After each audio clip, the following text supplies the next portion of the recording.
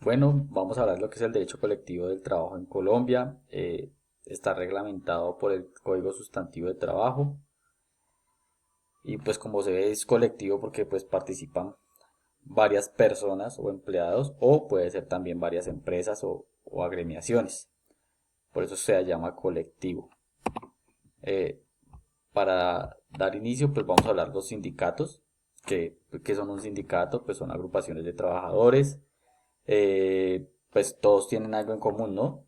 ¿No? Todos tienen algo en común que los une o que los agrupa en esas agremiaciones, pero no solo es crear esas agremiaciones y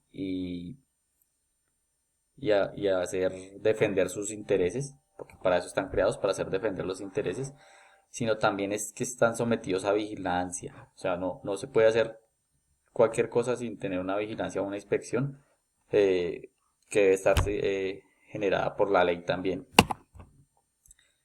Todas estas agremiaciones están protegidas, la mayoría lo habla el Código Penal del artículo 292. Obviamente cualquier persona que quiera pertenecer a una agremiación o quiera fundar una agremiación o quiera fundar un sindicato está protegido y si se llegase a,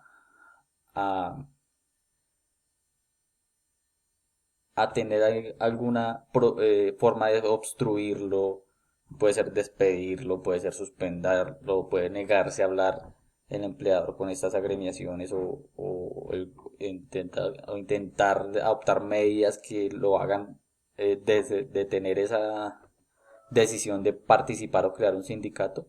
Está protegido por la ley y obviamente todo tiene que ser demostrable para que la ley pueda actuar y llevar a las sanciones que vayan al lugar. Entonces hablábamos de los tipos de sindicatos. Entonces como hablábamos de tipos de sindicatos, hay cuatro tipos puntuales de empresas que son los que están conformados por un grupo personal de una empresa que trabajan en común, sin importar si la empresa solo trabaja en un municipio o en varios municipios o a nivel nacional. Entonces pueden participar dentro del mismo sindicato de manera nacional. De industria o rama económica, pues obviamente son personas que prestan sus servicios en diferentes empresas, pero pues su actividad económica los liga, ¿sí? Y hablamos de actividad económicas cuando hablamos de personas jurídicas o empresas. Gremiales, pues son grupos de personas que trabajan en una misma función, hablemos de docentes, hablemos de abogados, hablemos de administradores, hablemos de enfermeros, de doctores, todos los que son de gremios puntuales o ejercen una función puntual dentro de su actividad profesional o laboral y que pueden pertenecer a diferentes empresas. Y existe una opción que son sindicatos de oficios varios. Aquí puedes traer varias personas de diferentes profesiones, de diferentes empresas y todo, pero esto solo se puede formar siempre y cuando eh, en la zona donde se generó ese sindicato no exista el mínimo de personas para crear el sindicato de una sola profesión o similar. Entonces por eso se agrupan diferentes personas. Ya vamos a hablar más adelante de los mínimos de personas. Esta participación en estos sindicatos es voluntaria, es libre,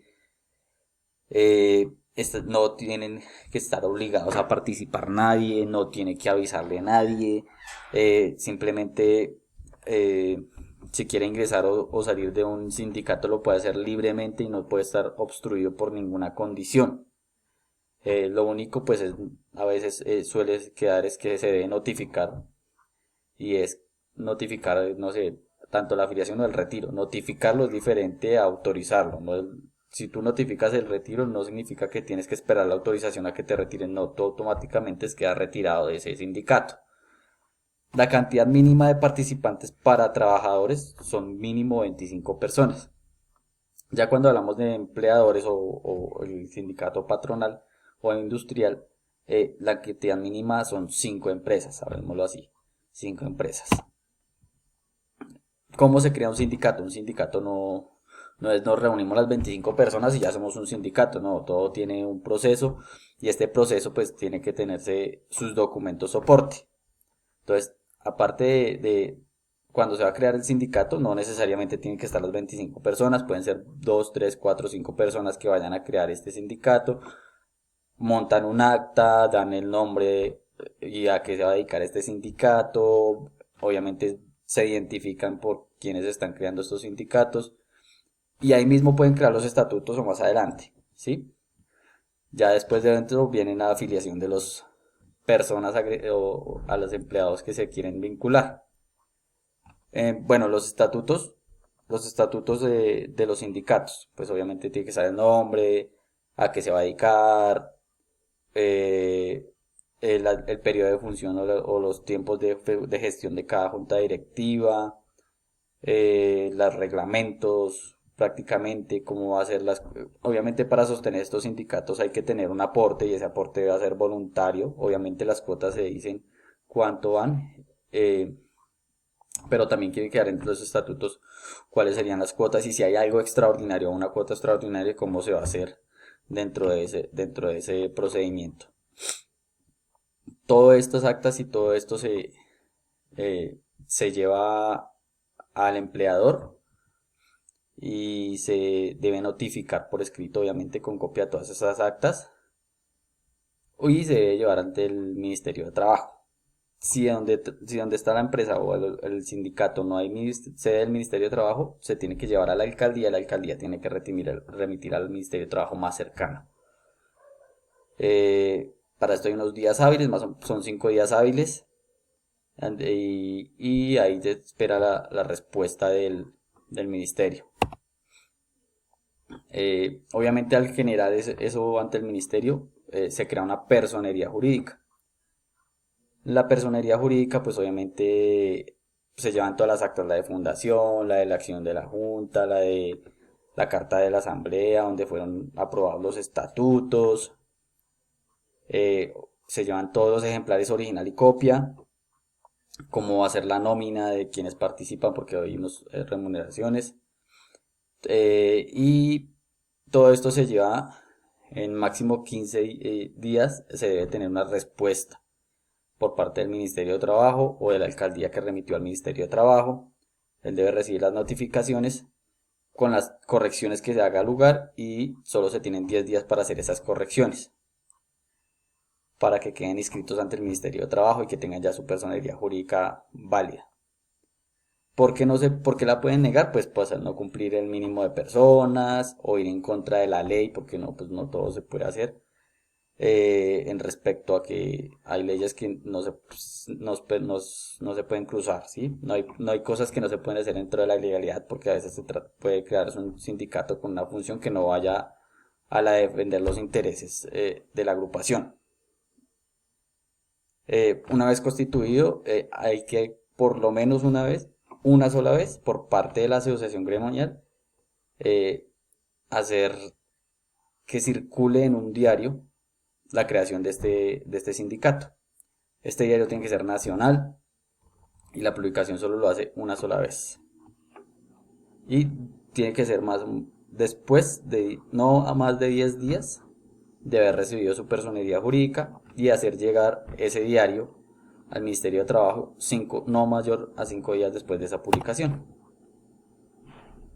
Bueno, las funciones, ¿para qué sirve el sindicato? ¿Qué se va a dedicar a hacer el sindicato? Pues entonces generalmente el sindicato lo que hace es estudiar características de cómo puedo mejorar las condiciones salariales, cómo puedo hacer que mi gremio, mis empleados tengan una mejor calidad de vida dentro de sus funciones laborales, obviamente.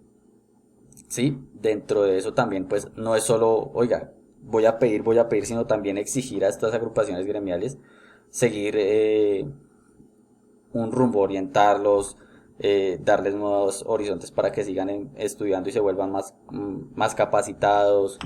No es solo pedir a los empleadores, sino simplemente también podemos exigir en estos sindicatos o propulsar que los trabajadores lleguen a crecer intelectualmente. Obviamente también hay asesorías cuando hay diferencias entre empleadores y trabajadores. Pueden celebrar convenciones colectivas o donde se puedan hacer varias reuniones puntuales para atender temas.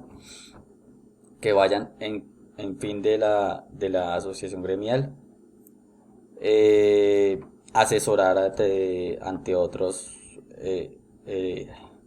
discusiones que existan entre empleadores y trabajadores, y obviamente generar un acercamiento. No es solo crear porque la mayoría de opciones de cuando se dice las funciones de sindicato es decir que no vayan a tocar a esos empleados para que no se vayan de la empresa y que no nos quiten condiciones laborales que ya tenemos. Pues realmente no es solo defender lo que ya se tiene, sino que podemos, tanto como trabajadores y empleadores, llegar a un acuerdo de beneficios mutuos.